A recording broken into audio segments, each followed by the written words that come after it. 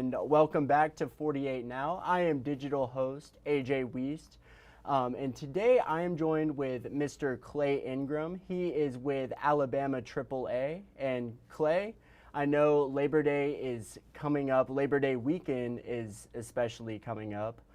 First, what are some trends that you have noticed about Labor Day historically, looking back at Labor Day weekend? Yeah, it's all a pleasure to be here. Thanks for having me. And it's Labor Day is kind of the unofficial end to the summer travel season because most of us have our family vacations behind us. School is starting back for pretty much everybody. And so it's kind of the last opportunity for a lot of people to get away for an extended weekend, whether they're going to the beach or going to Disney World, Universal Studios, someplace like that. And a lot of people take advantage of that last opportunity because we won't really have another holiday until Thanksgiving. And so the beaches will be busy.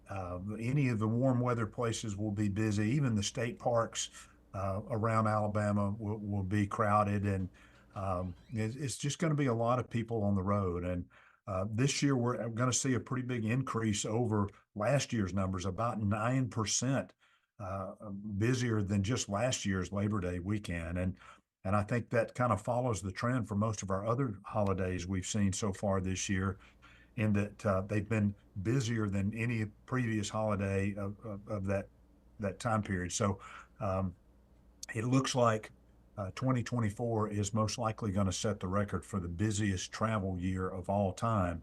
And the Labor Day weekend will certainly fall into that category as well. Right, and you mentioned like this year, especially this summer being the busiest travel year.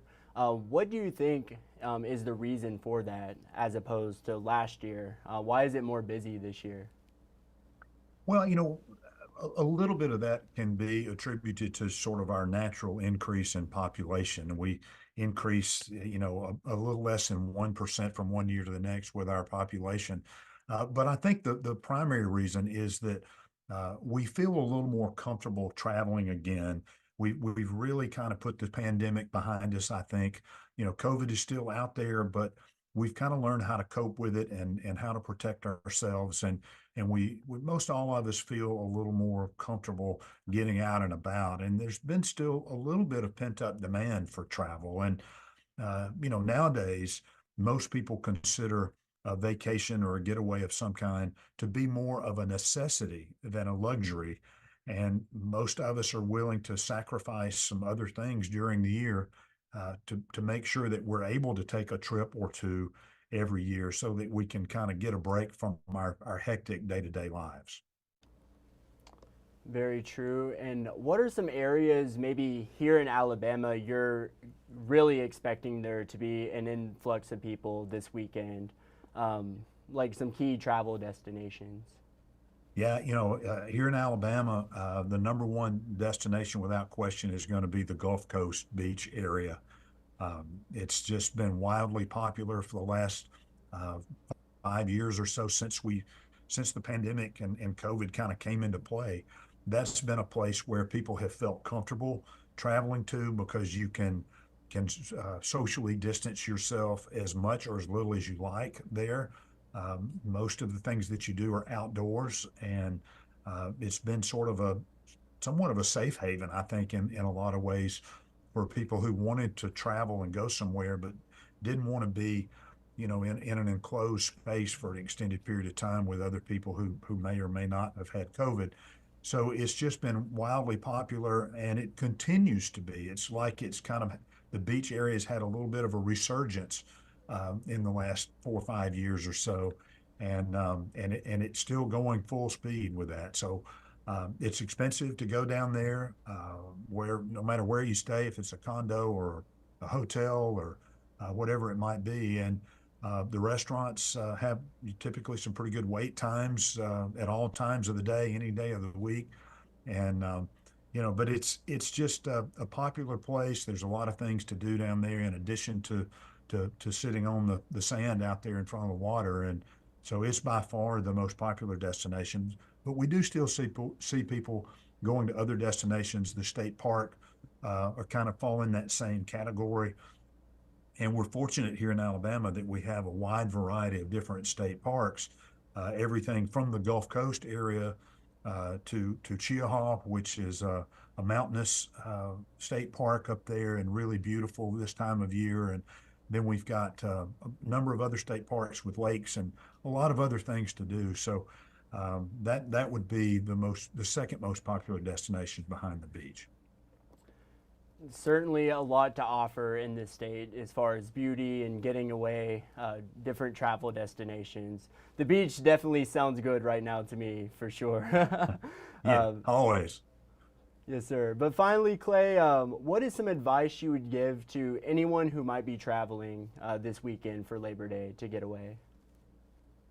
Yeah, planning ahead is always the key. That's the secret to any kind of travel, whether it's getting your car checked out ahead of time by a certified technician to prevent any potential breakdowns for you along the way. They can check your belts and hoses and things like that that can put you on the side of the road very quickly. They can check your battery, your all your fluid levels, your bulbs and your blinkers and your headlights and things like that. It's very important to let a certified technician to do that um, to make sure that they're properly checked and that you're in good shape. Even your tires or something.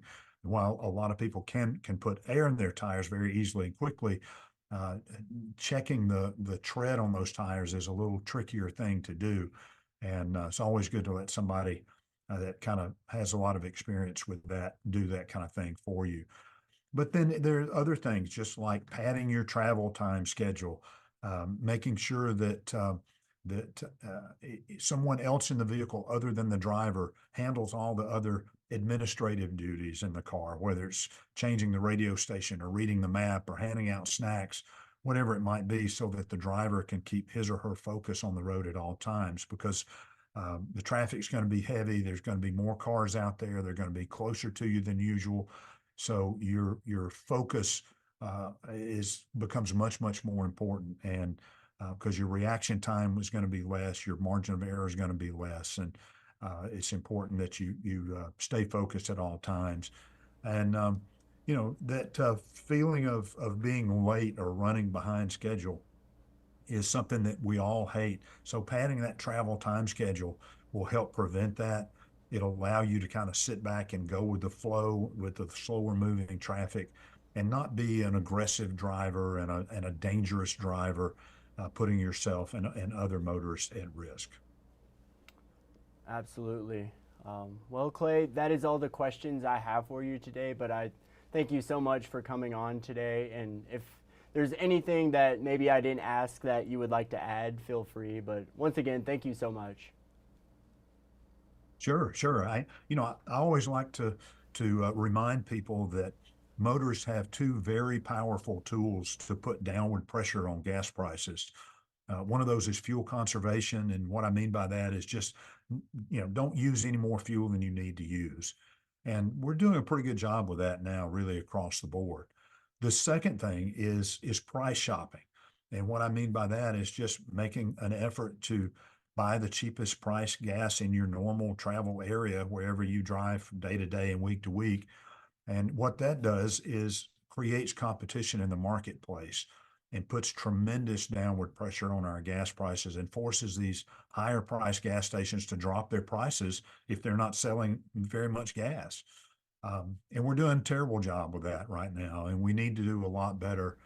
The more people we have to engage in that behavior, the more of an impact it will have. And we know for sure that it works. Looking back 60, 70 years of historical data proves that it works very well. So we need to be doing a better job with that for sure.